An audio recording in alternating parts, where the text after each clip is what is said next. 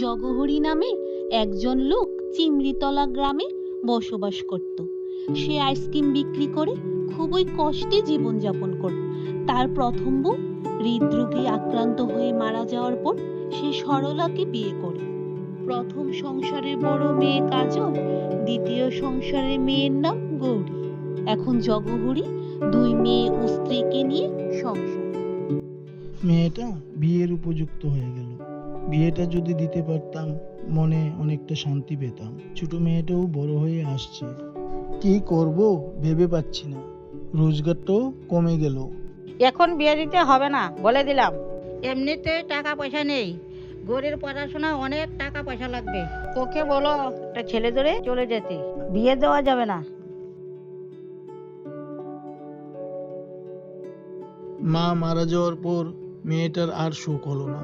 ভেবেছিলাম আরেকটি মা গড়ে আনলে মেয়েটাকে আপন করে নেবে। মেয়েটার জীবনে আরো দুঃখ কষ্ট এনে দিলাম।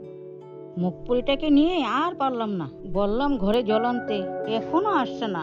কোথায় গিয়ে মরে গেল? ও মহারানী, এসেছেন আপনি? কার সাথে ডুব মেরেছিলে?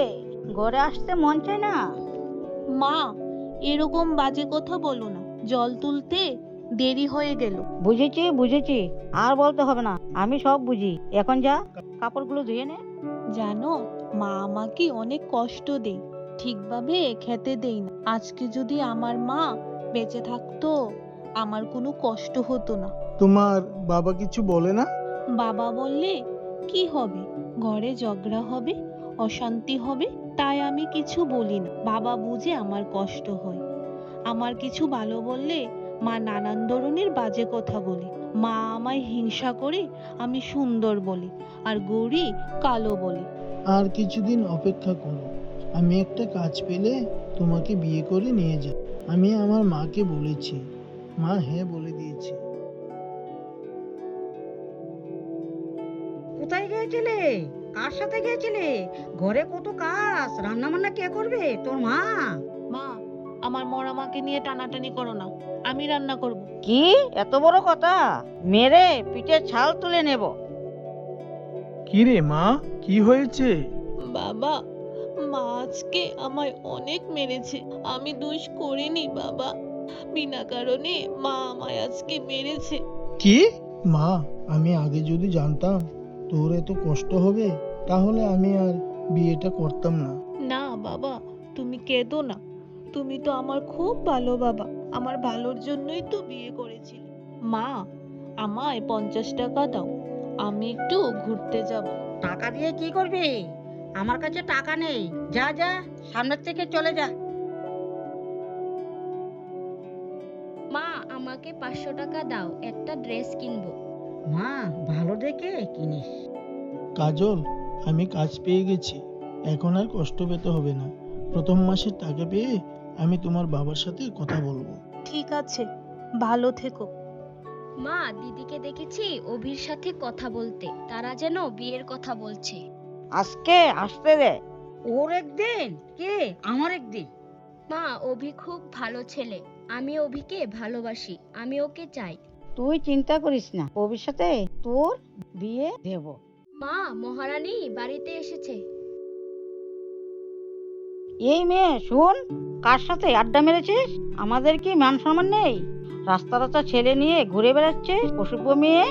আজ থেকে যেন এই বাড়িতে তোর চেহারাটা না দেখি, এক্ষুনি বেরিয়ে যা, নাইলে জ্যান্ত পুড়িয়ে দেব। মা, আমি কিছু করিনি, আমি অভিকে ভালোবাসি। ভালোবাসি? আই তোকে আমি ভালোবাসা দেখাই।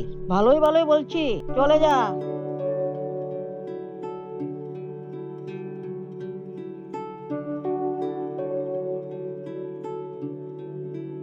মা, নমস্কার। এসো বাবা, বসো। ঘরে কবিকে চা দে। মা, কাজল কোথায়?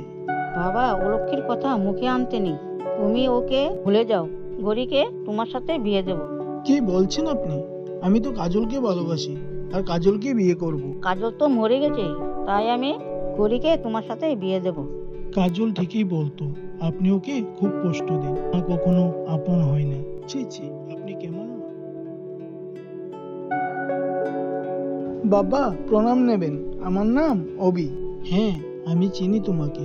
কাজল একবার বলেছিল। বাবা, আমি কাজলকে ভালোবাসি, ওকে বিয়ে করতে চাই। হ্যাঁ, চলো বাবা, বাড়ি চলো।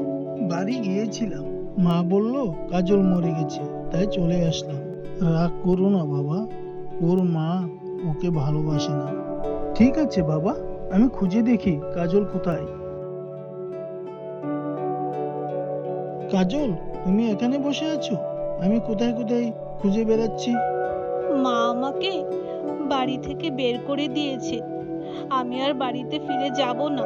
আমাকে তোমার সাথে নিয়ে চলো। হ্যাঁ, চলো তাই হবে।